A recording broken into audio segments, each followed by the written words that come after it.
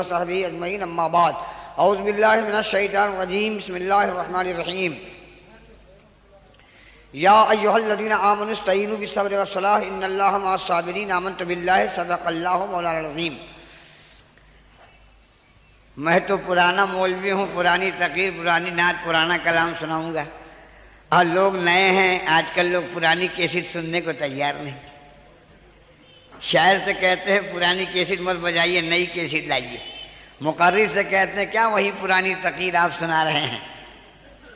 सरफराज अहमद खान साहब अगर कुछ लोगों से पूछें कि आप लोग मोहल्ले के हैं, जलसे में नहीं आए, कहा क्या जाए सुनने सुनाने, वही मौलवी लोग पुरानी घिसी पिटी बात करते हैं। नमाज पढ़ो, रोज़ा रखो, हज करो, ज़कात दो, सुनते सुनते कान पक गए, सुनते सुनते कान पक गए। अरे कोई नई नई बात सुनाइए। लोग चांद पर चले गए, सूरज पे जाने की तैयारी हो रही है, हम मौलवी अभी खाली नमाजें रोज़ा के फेर में। और ये बात जाहिल लोग नहीं करते हैं, पढ़े लिखे जाहिल लोग कर रहे हैं, डिग्री रखने वाले बेवकूफ लोग कर रहे हैं, जो अपने को दानिश्वर कहते हैं, यानी पूरा अकल की टोकरी इन्हीं के पास है। अमूमन देखिएगा क्या जाए जलसे जुलूस में वही पुरानी बात सुनाते हैं। हम कहते हैं क्या हर पुरानी चीज को खत्म कर दिया जाए? क्या किसी का बाप पुराना हो जाए तो उसको बदल कर नए बाप का इंतजाम करेगा? बोलो। पानी बहुत पुराना हो गया तो क्या मुरारजी देसाई का नुस्खा पियोगे? आलू की भाजी खा खा के सब लोग हिंदुस्तान पाकिस्तान छोड़ के कब्रिस्तान चले गए, तो अब क्या आलू की भाजी ना खाओगे, अब घोड़े की लीद खाओगे? आटे की रोटी खा खा के सब लोग मर गए, तो आपका संगमरमर का टुकड़ा खाओगे? बोलो। हर पुरानी चीज बदल दी है। अरे भाई हम तो पुराने मजहब के कायल हैं और पुरानी जमात के कायल हैं और हमारा ताल्लुक पुराने फिरका अहले सुन्नत वल जमात से है। नई बात तो वो सुनाए जो नए मजहब को मानता हो, नई बात वो सुनावे जो नए गिरोह से तरह। आजकल जो नई नई जमातें कीड़े मकोड़े की तरह टोकरी की टोकरी निकल रही है, नई नई बात तो वो सुनाते हैं। मजहब नया है, दीन नया है, शरीयत नहीं है, वो अपना नई सुनावे। हम तो पुराने मजहब के मानने वाले हैं, इसलिए हम नई बात कैसे सुनाएंगे। अब तो अजीब दौर आ गया, खिचड़ा नाजायज, मलीदा नाजायज, शरबत नाजायज, यानी सब नाजायज हो गया, अब जायज कुछ रहा नहीं। सिल्ली बोली जैसे मैं गया हजमाओ नईमुद्दीन साहब छपरा वाले गए थे, एक मौलवी तकरीर कर रहा था, 1 घंटा तकरीर किया, उसके मुंह में खाली ना जाए, उसके मुंह में खाली ना जाए। खिचड़ा हराम, मिलाद हराम, नियाद हराम, उर्स हराम, गागर हराम, चादर हराम, अगरबत्ती हराम, मोमबत्ती हराम, मिलाद हराम, क़याम हराम, सलाम हराम, सब हराम। देखते देखते मौलाना नईम साहब का जब नंबर आया तो कुरैशी लोग जलसा किया था, कहा बउओ रे, मुजफ्फरपुर के थे मौलाना नईम साहब, अपनी जबान में कहा बउओ रे, कहा जी, कहा रस्सी या छुरी तनी लाओ। तो कहा हुजूर मिलाद में रस्सी छुरी क्या कीजिएगा? कहा कि अब तो सब हराम हो ही गया, अब तो हलाल कुछ रहा नहीं। मैं सोचता हूँ इसी मौलवी को हलाल कर दूं, कहीं देर करने से वो भी हराम ना हो जाए। मैं सोच रहा हूं कि इस मौलवी को हलाल कर दूं, कहीं ऐसा ना हो कि देर करने से ये हराम हो जाए। तो ऐसा वक्त आ गया है, बाप दादा सब खिचड़ा मलीदा फातिहा किया, नजर नियाज, मिलाद, क़याम, सलाम किए, उनकी नालायक औलाद आज कह रही है कि नियाज हराम है, मिलाद हराम है, उर्स हराम है, गागर हराम है, चादर हराम है। इसका मतलब तुम्हारे बाप दादा ने हराम काम किया और अब तक जो तुम्हारे बाप दादा खाए हराम खोर थे। ये कितनी नालायक औलाद है, अपने बाप को हराम काम करने का मुर्तकिब कर रही है और उन लोगों को हराम खोर कर रही है, जबकि हराम खोर ये खुद है। ये सब चीज हराम है, लेकिन दे दीजिए खिचड़ा 3 प्लेट खा जाएंगे। बताओ हराम खोर तुम हुए कि हम हुए? अबे तुम हराम भी कहा खा भी गया, हराम खोर तो तुम ही ना हुआ। दलील क्या देते हैं? बोले हुजूर के जमाने में सब चीज नहीं थी, इसलिए ये बाद में हुई, अब बाद में हुई तो नाजायज है। उनसे कहिए कि हुजूर के जमाने में आप भी तो नहीं थे, आप भी तो बाद में हुए हैं, तो आप जायज हुए कि नाजायज हुए? आपके बाप भी तो नहीं थे, वो भी बाद में हुए, तो वो जायज हुए कि नाजायज हुए? कसम खुदा की छुछुंदर गले में अटका दूंगा, न उगले बनेगा न निगले बनेगा। अच्छा ये खिचड़ा मलीदा क्यों नाजायज कहते हैं? इससे छोटा कोई बच्चा तो उसको ले आओ। अजीब हाल है, जिसको रहना चाहिए यहाँ वो है घर में, जिसको रहना चाहिए घर में वो है यहाँ नहीं। तमाशा देखिए, ई कदर आ कदर यहाँ, अब बड़े लोग वहां, अबे तू तो आज वहां से हट के यहां आ, जिसको जहां रहना चाहिए वो वहां नहीं है। तो मैं क्या अर्ज कर रहा था? खिचड़ा मलीदा। इकबाल आजमी साहब कहते थे कि करबला के बाद एक ऐसा वक्त आया जब मुख्तार बिन उवैस सकफी ने झंडा लिया और यजीदियों को खोज खोज के मारना शुरू किया। वो रगेद रगेद के मारा है कि इनका भूसा बाहर हो गया। 1,40,000 यजीदी मारे गए। कितने मारे गए? जिसको जहां जगह मिला तू भाग, मैं भाग, तू चल, मैं चल, जिसको जहां सींग समाया भाग। उसी भगदड़ में 3 जहाज पानी के जहाज में बैठकर यजीदी इंडिया में आए हैं। मैं नहीं कहता, इकबाल आदमी साहब कहते। 3 जहाज यजीदी डर के मारे मुख्तार के कुटाई के इंडिया भागे। और इन्हीं की ये औलाद हैं जो खिचड़ा मलीदा शरबत को नाजायज करते। इनके बाप दादा वहां पानी बंद किए थे, यहां शरबत बंद कर रहे हैं। इनके बाप दादा वहां हुसैन का खाना बंद किए थे, यहां खिचड़ा बंद कर रहे हैं। इन्हें बता रहे हैं कि हम आदमी उधर ही के हैं, रहते इधर हैं। हम आदमी उधर ही के हैं, रहते इधर हैं। इसलिए इनके बकवास की तरफ आपको ध्यान नहीं देना है। तकरीर मैंने अभी शुरू नहीं की। करबला और शहादत का मौजू बहुत अहम मौजू है। इस मौजू पर एक रात में तफसील से बोलना ये मुमकिन नहीं। करबला ही पर बोलना मुश्किल है। हम सन 46 में जब पहली बार कलकत्ता आए, दक्षिण दारी मेरे अब्बा वहां जूट मिल में तांच चलाते थे। सन 46 में 12 साल की उम्र में जब हम आए कलकत्ता, तो बच्चों को देखा कि झंडा लेके घूम रहा है, बोलता है करबला दूर है जाना जरूर है, करबला दूर है जाना जरूर है, करबला दूर है जाना जरूर है। हम छोटे छोटे बच्चे कलकत्ता आए तो पहली बार हम सोचा कि झंडा एक लड़का लोग क्या बोल रहा है। वो लड़का लोग बोल रहा है करबला दूर है जाना जरूर है, करबला दूर है जाना जरूर है। तो हमको परेशानी हुई कि जब दूर है तो नहीं जाना चाहिए, है ना भाई? नहीं दूर है तो नहीं जाना। फिर जब मैं मौलवी हुआ, आलिम हुआ, बुजुर्गों की जूतियां सीधी की, तब मुझे समझ में आया कि ये असल में बच्चों की बोली नहीं थी, ये ज़बान हाल से इमाम हुसैन की बोली।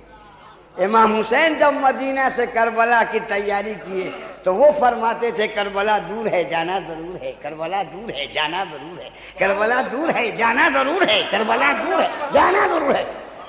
तो अब उनसे पूछिए कि जब दूर है तो मत जाइए, काहे को जाइएगा? तो इमाम हुसैन बताएंगे कि करबला नहीं जाएंगे तो नाना की उम्मत कैसे बचेगी, करबला नहीं जाएंगे तो नाना की शरीयत कैसे बचेगी, करबला नहीं जाएंगे तो इस्लाम की अजमत कैसे बचेगी, करबला नहीं जाएंगे तो काबा की हुर्मत कैसे बचेगी। इसलिए करबला दूर है जाना जरूर है, करबला दूर है जाना जरूर है।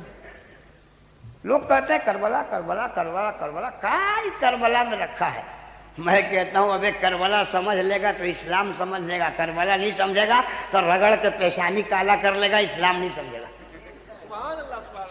क्या कहना? करबला समझो तब इस्लाम समझोगे।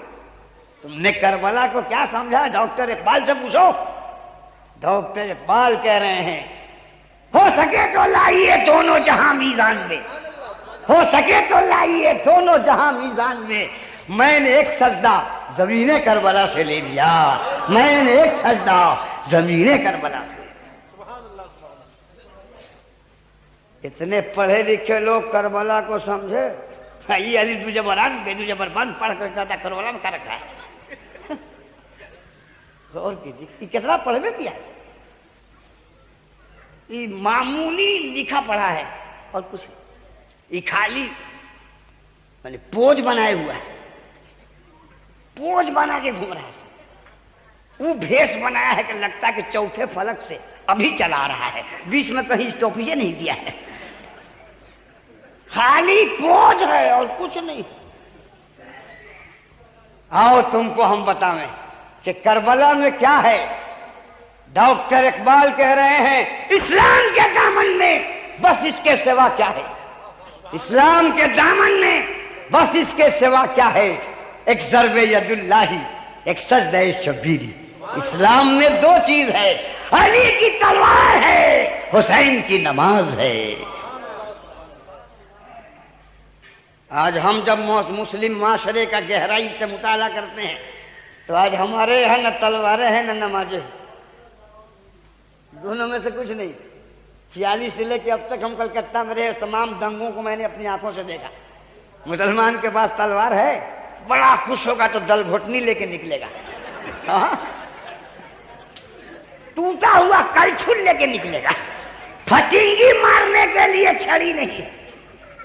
इस्लाम ने सिर्फ नमाज नहीं दिया, इस्लाम ने नमाज भी दिया है और इस्लाम ने तलवार भी दिया है। आज जो लोग कहते हैं नमाज पढ़ो इस्लाम बच जाएगा, उन्होंने इस्लाम को समझा नहीं।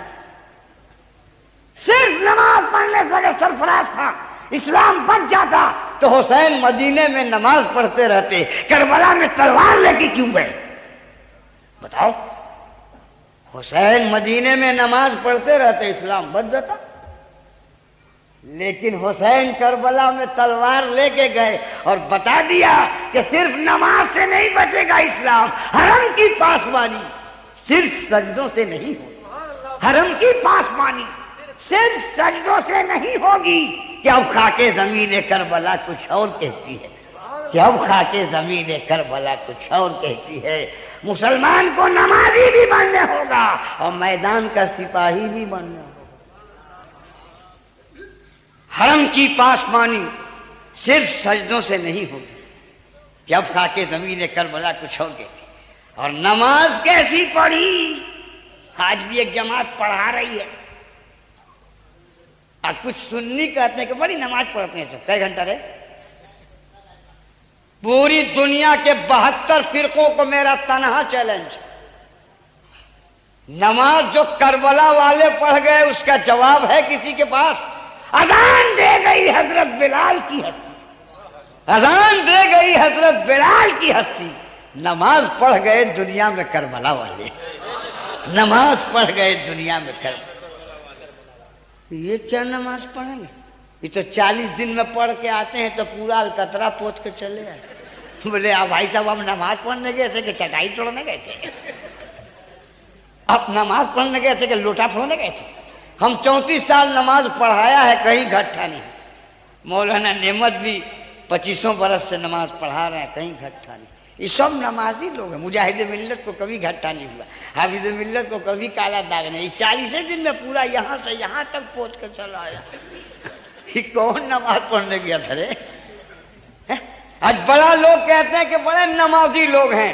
मैं चैलेंज करके कहता हूं, हमारे बुजुर्गों ने जो नमाज पढ़ी है उसका कोई जवाब नहीं दे सकता। कितनी देर नमाज पढ़ेंगे लोग? 1 घंटा, 2 घंटा, 3 घंटा, 12 घंटा, 24 घंटा, 1 दिन, 2 दिन, 1 हफ्ता, 1 महीना, 2 महीना, 6 महीना, कितना नमाज पढ़ेगा बोलिए तो? करबला वालों की नमाज पानी नहीं के वजू करें। पीने को जब पानी नहीं था तो वजू का पानी कहां से मिलता? बोले भाई पानी नहीं था कि वजू करें। और जब पानी ना हो और पानी के इस्तेमाल पे कुदरत ना हो तो उसकी जगह पर तयम्मुम होता है। क्या होता है उसकी जगह पर? अरे बोलना जरा जोर से। तयम्मुम नहीं, तयम्मुम साफ बोल। हाँ, तयम्मुम, तयम्मुम मिट्टी से होता है ना, और भी सूखी मिट्टी से। करबला की जमीन में मिट्टी भी तो सूखी नहीं थी, खून से मिट्टी गीली हो गई और आजा भी तो सलामत नहीं थे कि करबला वाला तयम्मुम करके मसह करे। मगर करबला वालों ने नमाज पढ़ी, ऐसी नमाज पढ़ी जो वजू से बेनियाज और तयम्मुम से बेनियाज। अच्छा कितनी देर नमाज पढ़ी? अच्छा पहले ही बताओ कि नमाज में आदमी दाखिल कब होता है, खारिज कब होता है? हाँ भाई, नमाज तो आप लोग पढ़ते होंगे माशाल्लाह। बेनमाजी तो है नहीं आप लोग? हैं बेनमाजी का? अरे बेनमाजी तो आप लोग नहीं है, नहीं 5 वक्त तो जुमा तो पढ़ते ही होंगे। ना नमाज तो जनाजे नमाज तो आप जरूर पढ़ते होंगे, ईद बकरीद तो आप जरूर पढ़ते होंगे। नमाजी हम कहें बेनमाजी का के मार खाएं? आप तो पक्का नमाजी आदमी। आदमी नमाज में दाखिल कब होता है? नियत माना का अल्लाहु अकबर, नमाज में दाखिल हो गया। और जब तक सलाम नहीं फेरा नमाज में रहा, और जब सलाम फेर दिया अस्सलामु अलैकुम व रहमतुल्लाह, अस्सलामु अलैकुम व रहमतुल्लाह, अब आदमी नमाज से बाहर हो गया, है ना भाई। हुसैन ने मुहर्रम की 10वीं तारीख को नमाज शुरू की, मौलाना नेमत ने बताया, लेकिन सलाम कब फेरा ये कोई बता सकता है? नमाज में दाखिल होना ये तो आपने देखा, लेकिन सलाम तो फेरा नहीं हुसैन ने। इसका मतलब यह है कि हुसैन ने आज से हजारों बरस पहले जो करबला में नमाज शुरू की थी वो अभी खत्म नहीं हुई, वो अभी सजदे में हैं। कल जब क़यामत के दिन सलाम फेरेंगे तो नमाज से बाहर जाएंगे।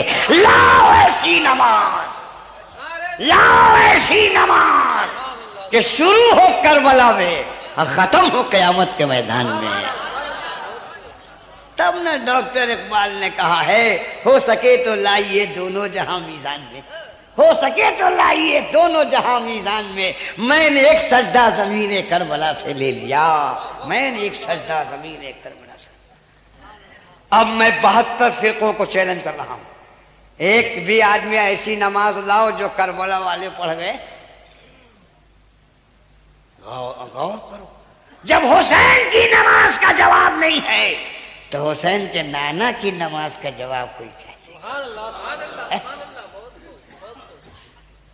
इस्लाम में दो ही चीज है, अली की तलवार और हुसैन की, और दोनों हम लोग खो दिए। तलवार तो है ही नहीं, घर में घुस के देखोगे तो बेलना शायद मिले, वो भी छोटे ही मिलेगा।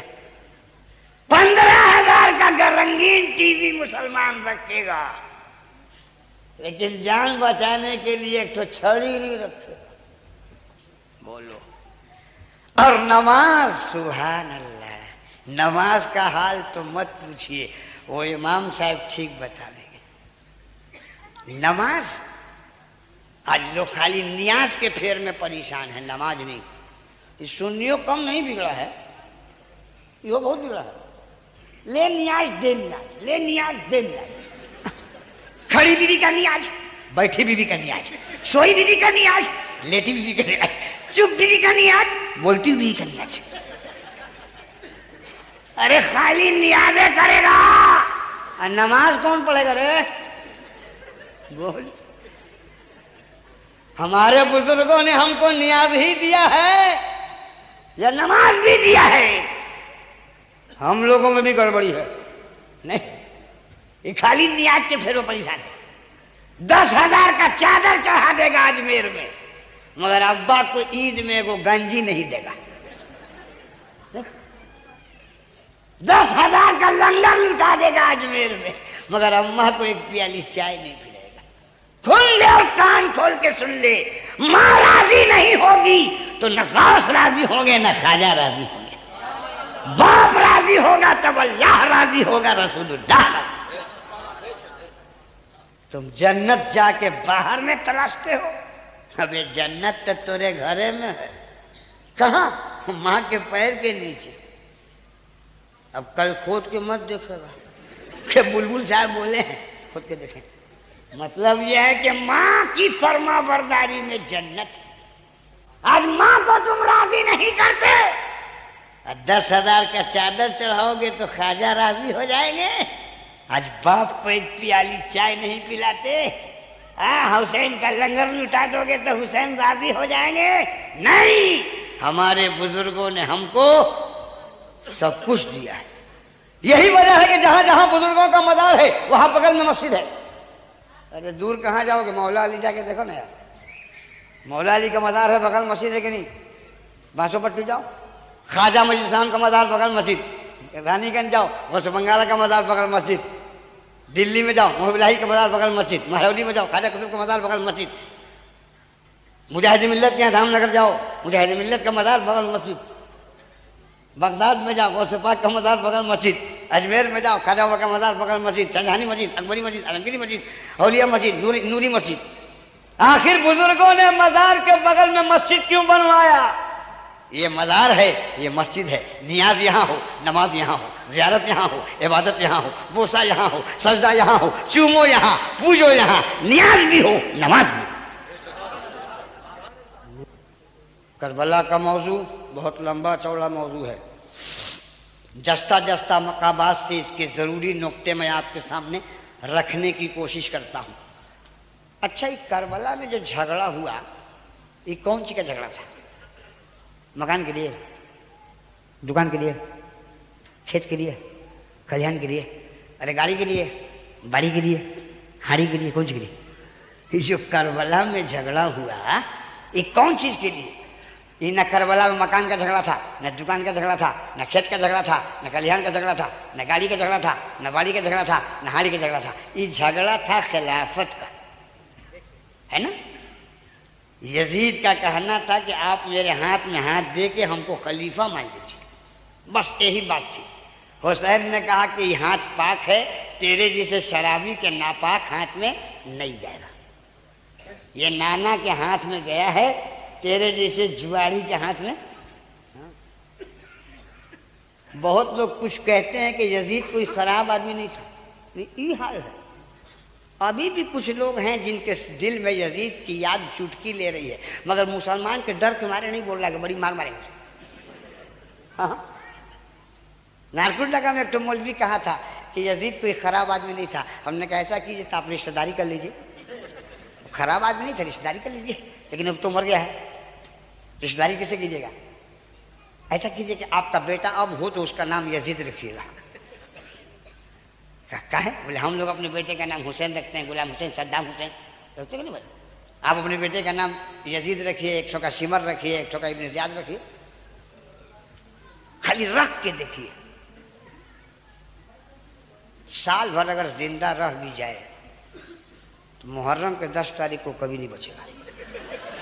मुहर्रम के 10 तारीख को बचवे न करेगा, इसलिए कि आदमी करबला जाएगा और यजीद को मोहल्ला में छोड़ के इसको पहले पहलाम करके तब ना वहां जाएगा यार। यानी एक से एक लोग हैं कलकत्ता में। कलकत्ता जितना बड़ा शहर है, इतने बड़े बड़े बकलोल भी है यहाँ। मटियापुरी में एक आदमी हमसे कहा कि इमाम हुसैन से बहुत बड़ी भूल हो गई। माज़अल्लाह, क्या भूल हो गई? कि इमाम हुसैन से भूल ये हो गई कि झूठ बोल करके जान बचा लेना चाहिए था। एक आदमी की जान अगर बच जाए झूठ बोलने में तो शरीयत कहती है कि झूठ बोल के बचा लेना चाहिए। 72 आदमी बच जाते करबला में अगर झूठ मूठ खलीफा मान लेते। बहुत बड़ी भूल हो गई। हमने कहा हो गया कि हम जवाब दें, ताकि हम नगदे देते हैं, उधार नहीं रखते। एकदम संग संग सवाल है, संग संग जवाब। कहा कि नहीं हो गया। हमने कहा सुनिए, ये हुसैन से भूल नहीं हुई। कहा तब? कहा कि भूल आपके अब्बा से हुई, जबरदस्त भूल हुई थी, जो आप जैसे नालायक औलाद को पैदा किया। भूल इमाम हुसैन से नहीं हुई थी, भूल आपके अब्बा से हुई और उसी का तुम रिजल्ट हो।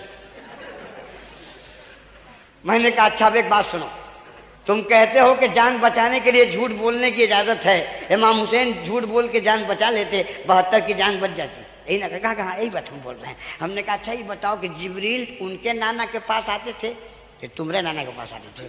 बोले नहीं, आते तो थे उन्हीं के नाना के पास। हमने कहा कि कुरान उनके नाना पर उतरा कि माज़अल्लाह तुम्हारे नाना पर उतरा? बोले नहीं, कुरान तो उन्हीं के नाना पर उतरा। हमने कहा उनके नाना के घर में इस्लाम का कानून सेट होता था कि तुम्हारे नाना घर में? अगर ना, सेटिंग तो उनके नाने घर में होता था। हमने कहा तो इस्लाम को वो बेसी जानते थे कि तुम जानते हो? तो बोले नहीं, जानते तो वही बेसी थे। कहा जानते वो बेसी थे तो ये कहें ये मतलब को नहीं मानता कि झूठ बोल के जान बचा सकते हैं, कहीं नहीं अमल किए? हमने कहा सुन, ये मसला हुसैन भी जानते थे कि झूठ बोल के जान बचाया जा सकता है, लेकिन क्यों नहीं झूठ बोले? इसलिए कि हुसैन के सामने दो चीज थी, 72 की जान भी थी और क़यामत तक नाना के उम्मत का ईमान भी था। हुसैन बीच में थे। हुसैन सोच रहे थे कि 72 को बचावें कि क़यामत तक नाना की उम्मत को बचावें।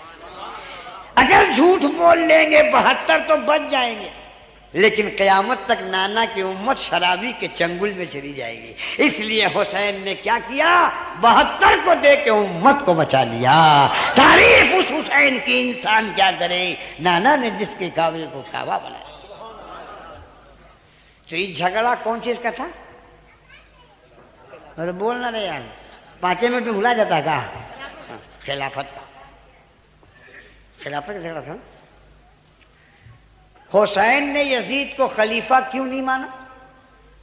शराबी था, जुआरी था, बेनमाजी था, फासिक था, फाजिर था, बदअमल था। इतना बदमाश था कि आज तक वैसा बदमाशी किसी ने नहीं किया। जानते हैं, यजीद ने एक बदमाशी तो वो की है कि दुनिया में किसी ने नहीं की। बता दूं बदमाशी क्या है? बहुत कम लोगों को मालूम। हजरत आयशा सिद्दीका से यजीद ने निकाह का पैगाम भेजा था हुजूर के पर्दा करने के बाद। हुजूर के विसाल के बाद यजीद इतना बदमाश था कि आयशा को कहा कि आप हमसे शादी कर लीजिए। बोलो, नबी की बीवी मुसलमानों की कौन लगती है? कुरान कहता है। हाफिज अगर है कोई, आप हाफिज है कोई इसमें? वाजवाज हो उम्महातुकुम, नबी की बीवियां मुसलमानों की, इसीलिए उम्मुल मोमिनीन कहा जाता है। लेकिन जाहिल कुछ ऐसे हैं कलकत्ते में कि उम्मुल मोमिनीन आमीरुल मोमिनीन दोनों में कोई फर्क नहीं करते हैं। कलकत्ता में एक तो मौलवी तकरीर कर रहा था कि उम्मुल मोमिनीन उमर इब्न खत्ताब ने फरमाया, अरे क्या कह रहा है? उम्मुल मोमिनीन का मारेंगे इतने जूते का मिजाज ठीक हो जाएगा। उम्मुल मोमिनीन, उम्मुल मोमिनीन थे रे, अमीरुल मोमिनीन का, हाँ हाँ वही वही उनका वही की बात है। अमीरुल मोमिनीन अलग चीज है, उम्मुल मोमिनीन अलग चीज है। उम्मुल मोमिनीन मुसलमानों की माँ। हुजूर की तमाम बीवियां मुसलमानों की क्या लगती हैं भाई? मुसलमान की क्या लगती हैं? अब अगर कोई लड़का अपनी माँ से बोले कि अब्बा इंतकाल कर गए हैं, अब हमसे तुम शादी कर लो, तो उसके ही सब बदमाश कोई लड़का होगा? बोलो भाई। है? यजीद उस बदतमीज बेहुदा बदमाश का नाम है जिसने आयशा सिद्दीका से शादी का पैगाम भेजा और कहा हुजूर पर्दा कर गए हैं, अब आप हमसे शादी कर लीजिए। बताओ, जो नालायक अपनी माँ से कहे कि तुम हमसे शादी कर लो, उससे ज्यादा बदमाश भी कोई होगा?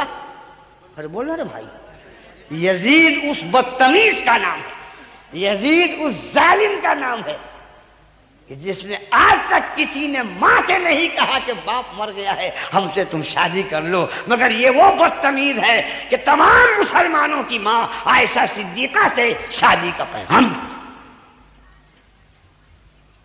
मगर क्या कहिएगा, कुछ मौलवी इसी हिंदुस्तान में हैं जिन्होंने फतवा दिया है कि यजीद जन्नती है।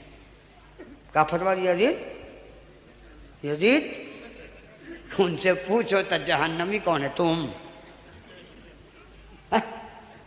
यजीद जैसा बदमाश जब जन्नती है तो जहन्नमी कौन है रे? अरे नादान, यजीद से तो मुसलमान को इतनी नफरत है कि जब तक करबला का वाकया नहीं हुआ था, बड़े बड़े वली और आलिम यजीद नाम के थे जी, बड़े बड़े मुहद्दिस, बड़े बड़े फकीह यजीद नाम के। लेकिन करबला के बाद मुसलमानों को यजीद से ऐसी नफरत हो गई कि मुसलमानों ने अपने औलाद का नाम यजीद रखना बंद कर दिया। बोलो भाई, आज यजीद बोल के कोई है कलकत्ता में? बताइए, हम जरा मुलाकात करेंगे उससे। है नहीं ना? यजीद का खानदान का कोई है? उसकी नस्ल है? देखो कितनी बड़ी अल्लाह की मार है। यजीद ये सोचा था कि मेरा झंडा लहराएगा, है? मेरा डंका बजेगा, लेकिन मामला उलट गया। कत्ले हुसैन असल में मर्गे यजीद है, इस्लाम जिंदा होता है हर करबला के बाद। यजीद ऐसा मिटा कि यजीद नाम का आदमी पूरी दुनिया में नहीं, और हुसैन नाम ऐसा चमका कि हर मोहल्ले में 2-4 हुसैन, गुलाम हुसैन है कि नहीं? यजीद का झंडा कहीं है भाई? जहां देखिए हुसैन का झंडा लहरा रहा है, यजीद का कहीं झंडी भी नहीं है। झंडा कौन पूछेगा? झंडी भी नहीं। हुसैन का डंडा चल रहा है, यजीद का लकड़ी भी नहीं है फतिंगी मारे वाला। यजीद हुसैन के नाम पर देहरादून का खिचड़ा, नजरे हुसैन, नजरे हुसैन, नजरे हुसैन, नजरे हुसैन। यजीद के नाम पर मोटका चावल का खिचड़ी भी कोई देने को तैयार नहीं। हुसैन के नाम पर दूध का शरबत, नजरे हुसैन, नजरे हुसैन, नजरे हुसैन। यजीद के नाम पर मोहरी का पानी भी कोई देने को तैयार। मर गया मरदूद जिसका फातिहा न जरूर। तब न शायर ने कलम तोड़ दिया और कहता है न यजीद का वो सितम रहा न ज़ियाद की वो जफा रही। न यजीद का वो सितम रहा न ज़ियाद की वो जफा रही, जो रहा तो नाम हुसैन का जिसे जिंदा रखती है करबला। यजीद बच के भी मिट गया और हुसैन कट के भी बच गया। यजीद मूर्छा जीता जंग हार गया, हुसैन मूर्छा हारे जंग जीत गया। यजीद जीत के भी हार गया, हुसैन हार के भी जीत गया। अच्छा, पानी जो करबला में बंद हुआ, दुनिया में कई जगह पानी बंद हुआ है, मैं बताइएगा तो। आप भी कमाल करिए कि तो अजीब अजीब खतरनाक सवाल पूछता है। ये कौन सवाल में सवाल है? कब पानी बंद हुआ हम क्या जाने। दुनिया में 2 जगह पानी पर पाबंदी लगी है, करबला में और अजमेर में। 2 जगह पानी बंद हुआ है।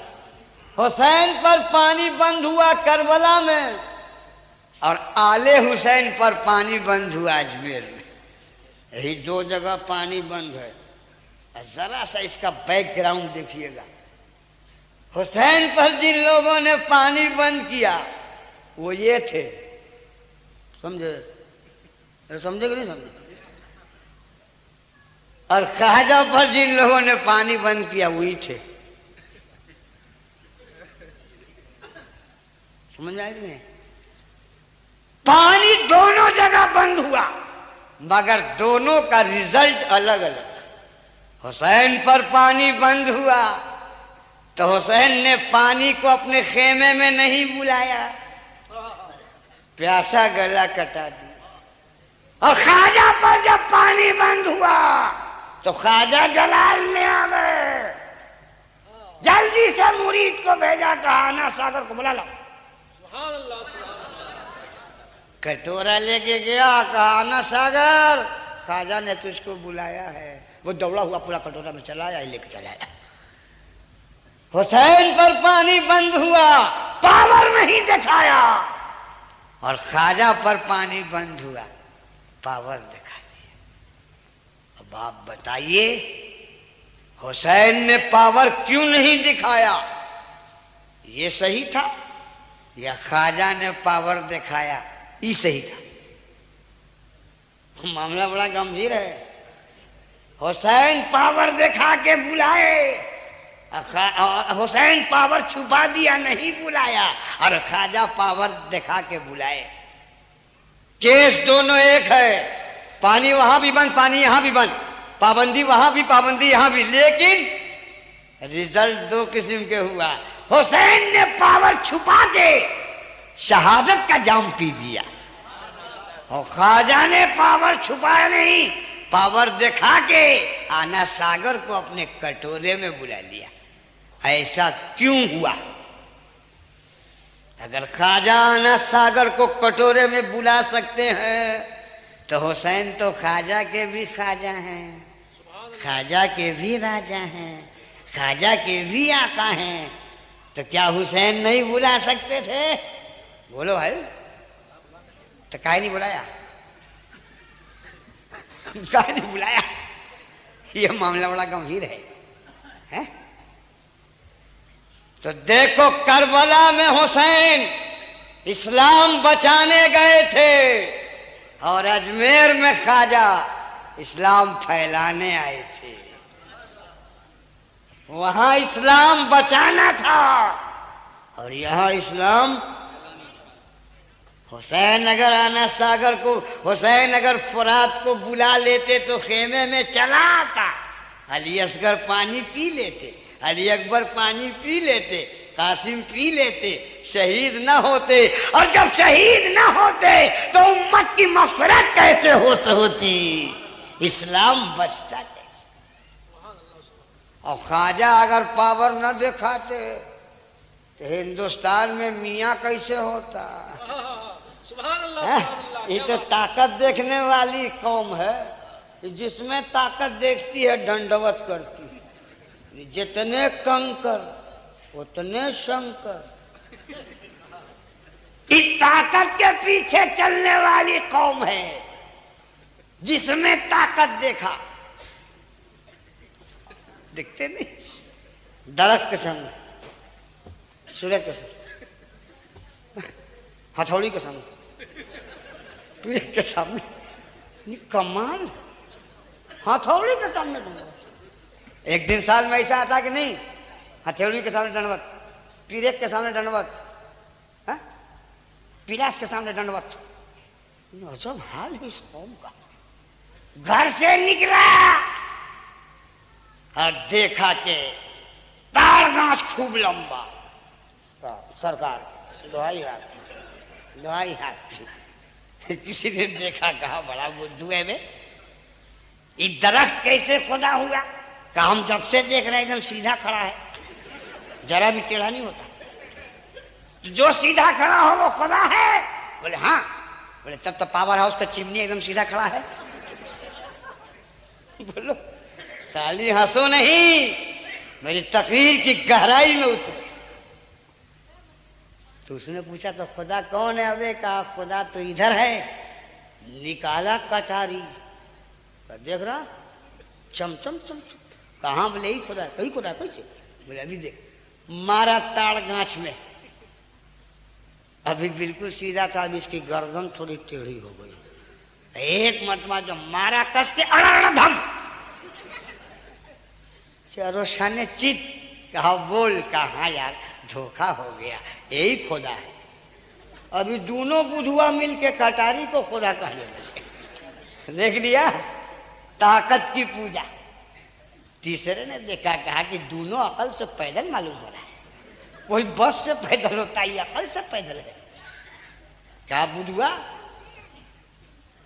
लोहा के सामने झुकता है। कहा कि हाँ ये खुदा का।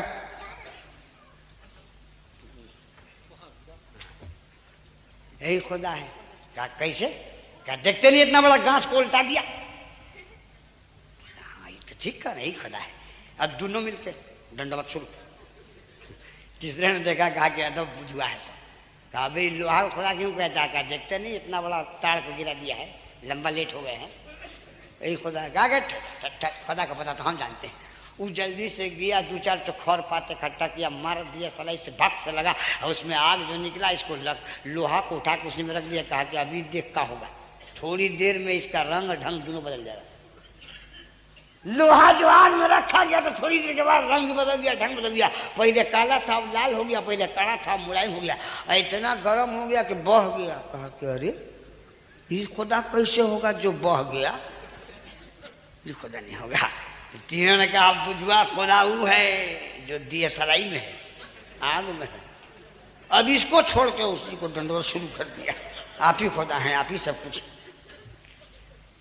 चौथा देखा, कहा कि अलबत्त ये माँ बाप का यतीम नहीं है, अकल का यतीम है सब। कह रहे बुझवा इसके सामने कहाँ झुक रहा? कहा देखते नहीं ताड़ गाछ को गिरा दिया, लोहा गला के पानी कर दिया, खत्म कर दिया, यही खुदा है। कहा कि अरे बुझुआ खुदा ही नहीं है। कहा तब? कहा कि अभी ठहर हम लाते हैं। वो एक बधना पानी लाया, उडेल दिया, सिसकी लेके दम तोड़ दिए। कहा अरे यार धोखा हो गया, खुदा तो वो है। धूप पड़ी, अब पानी खोलते खोलते सूख गया, तालाब खुश्क हो गया। कहा अरे जो सूख जाए वो खुदा कैसे होगा? ना ना ना ना, वही खुदा है। और सब सूरजे को कहना बस सरकार आप ही सब कुछ है, आप ही सब कुछ है, आप ही सब कुछ है।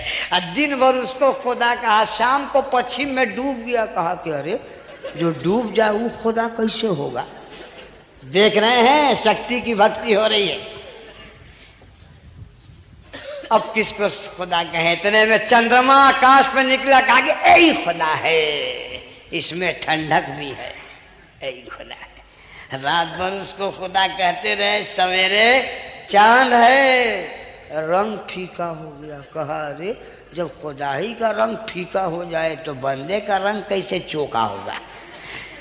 ऐसे हिंदुस्तान में मेरे ख्वाजा आए थे जो ताकत की पूजा करने वाली कौम थी। अगर ख्वाजा पावर न दिखाते, आना सागर को कटोरे में न बुलाते, तो ये शक्ति की पूजा करने वाली कौम कलमा पढ़ के मुसलमान कैसे। इसलिए ख्वाजा ने पावर दिखा के इस्लाम को फैला दिया और हुसैन ने पावर को छुपा के इस्लाम को बचा लिया। जो ख्वाजा ने किया वो भी ठीक, और जो अजमेर जो हुसैन ने किया वो भी ठीक। कभी पावर दिखाया जाता है, कभी पावर। कुछ मुल्ला जी अब तैयार हो गए, खत्म कर देगा है। कब बजा है? 12 बजे के बाद 1 बजता है जी। अब हम रात भर नहीं ना बोलेंगे, हमको कल जलसा में जाना, अस्पताल थोड़ी जाना। तुम क्या समझ अस्पताल जाएंगे? आज तो हम पहाड़ घुस रहे हैं, अब कल निकलेंगे 19 को, तो 5 अप्रैल को आएंगे। ये सब इतना प्रोग्राम है, हम अस्पताल जाएंगे तो प्रोग्राम कौन करेगा? तुम्हारे लिए एक जलसा, हमारे लिए तो रोज जलसा है ना जी। खाली सुनना मकसद नहीं है ना, उसको अपने सीने में रखना मकसद। तारीफ उस हुसैन की इंसान क्या करे, नाना ने जिसके काबे को काबा बना दिया। करबला का वाकया क्यों हुआ? इतना बड़ा जो अजीम वाकया करबला में रूनुमा हुआ, इसका मकसद क्या था? क्या इसका मकसद यही है कि थोड़ा सा आप रो लें, थोड़ा सा हम रो लें, और साल भर इत्मीनान से रहें? नहीं, करबला का मकसद रोना नहीं, करबला का मकसद रुलाना नहीं। रोने के लिए करबला का वाकया नहीं हुआ और रुलाने के लिए करबला का वाकया नहीं हुआ। अपनी जिंदगी में सुधार लाने के लिए करबला का वाकया हुआ। सीना पीटना नहीं चाहिए। करबला में जो ये कुर्बानी दी गई इतनी बड़ी, का इसीलिए कि थोड़ा तुम रो लो, थोड़ा हम रो ले, छुट्टी हो गई। आजकल कहते हैं, कुछ लोग कहते हैं कि मौलाना साहब अरे आए थे, तकरीर किया शहादत का, अपने भी रो रहे थे, हमको रो रहे थे। ये शहादत है कि तुम भी रो हम भी रो, हो गया बस खत्म। शहादत का वाक़या इसीलिए है कि रो और रुलाओ, सीना पीटो पिटाओ, कान खोल के सुन लो। जिसका हुसैन मर गया हो वो सीना पीटे। मेरा हुसैन तो कल भी शहीद था और आज भी शहीद है, और शहीद जिंदा रहता है। तो जब हुसैन जिंदा है तो हम सीना काहे पीटेंगे, हम मातम काहे करेंगे? जिसका हुसैन मर गया हो वो सीना पीटे। रोए वो जो कायल हैं ममाते शुहदा के, हम जिंदे जावेद का मातम नहीं करते। सुभान अल्लाह, सुभान अल्लाह। लोगों, हुसैन ने खलीफा नहीं माना यजीद को। शराबी था, जिवाड़ी था, बेनमाजी था, फासिक था, फजीर था। आज हम लोग क्या करते हैं? आज हम लोग के यहाँ जब मुहर्रम का चांद निकला तो उसके साथ साथ खलीफा का हैजा फूट गया। इतना न खलीफा मुहर्रम में निकलते हैं, अल्लाह की पनाह। जुम्मन खलीफा, जुमराती खलीफा, सोमराती खलीफा, खैराती खलीफा, महरू खलीफा, बुद्धन खलीफा, समारू खलीफा, ईदन खलीफा, बकरीदन खलीफा। अरे खलीफा का तो हैजा फूट पड़ा। जिसको देखो खलीफा, धोती में खलीफा, लुंगी में खलीफा, पैजामा में खलीफा, इतना बड़ा पगड़ी बांधा वो भी खलीफा, बड़का पगड़ी बांधा वो भी खलीफा, डंडा रख दिया खलीफा। काहे बोले हम खलीफा है? तारी पीता खलीफा है रे? चुल्लू पी के उल्लू हुआ बोलता खलीफा है? तो तारी पीने में तो कोई हर्ज नहीं। कहे बोली तो गांच का रस है, तो पेशाबो पियो ना, वो आदमी का रस है। दोनों रस धकाधक चलाओ, चलाओ दोनों धकाधक। बदतमीज कहेगा। एक तो ताड़ी पी रहा बोलता कि हराम नहीं है। हाँ, एक से एक बुकरा। हमसे तो पूछा कि ताड़ कुरान में है? ताड़ कुरान में है। हमने कहा ताड़ मैदान में होता है, कुरान में नहीं होता। वो हमको फंसाने के फिर में था। उसको नहीं मालूम कि हम विनोद के खिलाड़ी हैं। 42 साल हो गए तकरीर करते हुए, हमको तुम क्या फंसाओगे? हम रोज तो इस आदमी को टहलाते फिरते। तो कहा मौलाना साहब ताड़ी का बयान कुरान में है। हमने कहा ताड़ी उर्दू है, कुरान अरबी में है। उर्दू खोज रहा, अरबी में पगला है कर है। आज खलीफा हमारे आबादी में कैसे कैसे खलीफा है? बोले हमको खिलाफत मिली है। अबे खिलाफत मिली है कि खुली आफत मिली है? खलीफा, खलीफा बहुत ऊंचा लफ्ज है मुसलमानों। खलीफा कौन थे? सिद्दीक अकबर थे। खलीफा कौन थे? फारूक आजम थे। खलीफा कौन थे? उस्मान गनी थे। खलीफा कौन थे? मौला अली थे। ये ताड़ी पीने वाला खलीफा, ये जुआ खेलने वाला खलीफा। अबे खलीफा अगर बन गया है तो कम से कम अपनी सूरत तो खलीफा जैसी बना। दाढ़ी छिलवा के मोहरी में फेंकता बोले खलीफा है, दिन रात गांजा पीता बोलता खलीफा है। आज हमारे यहाँ दो चीज बहुत आराम से मिल गया है, खलीफा और मौलवी। जिसको तिसको लोग मौलवी कहता है। मौलवियों का है जो फूटा है, जो दाढ़ी रख दिया टोपी मरी साहब, वो एक को लफ्ज पढ़ा ना हो मरी साहब। और वो कम वक्त मना भी नहीं करता है कि हम मौलवी नहीं है मत कहो। इस सोचता बढ़िया मौलाना पढ़ लिख के मौलवी हो गए, हम बगैर पढ़े लिखे मौलवी हो गए। अच्छा बेहर्रे फिटकरी का रंग चोखा हो गया। आला हजरत इमाम अहमद रजा को किसी ने हाफिज लिख दिया था तो बैठ के रो रहे थे जी। लोगों ने पूछा क्यों रो रहे हैं? कहा हम हाफिज नहीं, हमको हाफिज कह दिया, गुनाहगार हो गया, क्या करें? तो 28 दिन में इमाम अहमद रजा ने कुरान पढ़ना शुरू किया और याद करना शुरू किया। रोज याद करके रात को तरावी में सुनाते थे। 28 दिन में इमाम अहमद रजा आला हजरत हाफिज कुरान हो गए। सिर्फ इसलिए हाफिज हुए कि मुसलमान जब कह दिया है हाफिज तो उसकी बात सही हो जाए और गुनाहगार ना। पता चला जो हाफिज नहीं उसको हाफिज कहना गुनाह है, जो मौलवी नहीं उसको मौलवी कहना। यहाँ तो मौलवी नहीं अल्लामा कहता है। इसलिए कान खोल के सुन लो, खलीफा बनाओ, लेकिन जिसको खलीफा बनाओ सोच समझ के बनाओ। और खलीफा बनो, लेकिन जब खलीफा बने हो तो इस मुकद्दस अल्फाज की इज्जत बचाओ और आबरू बचाओ। ये झगड़ा खिलाफत का था। हुसैन ने कहा यजीद तू शराबी है, खलीफा कैसे होगा? तेरे हाथ में हाथ नहीं दूंगा। कल शराबी के हाथ में हाथ नहीं दिया हुसैन ने, और आज हम लोग शराबी के हाथ में हाथ दे के खूब कबाब पराठा खा रहे हैं। नहीं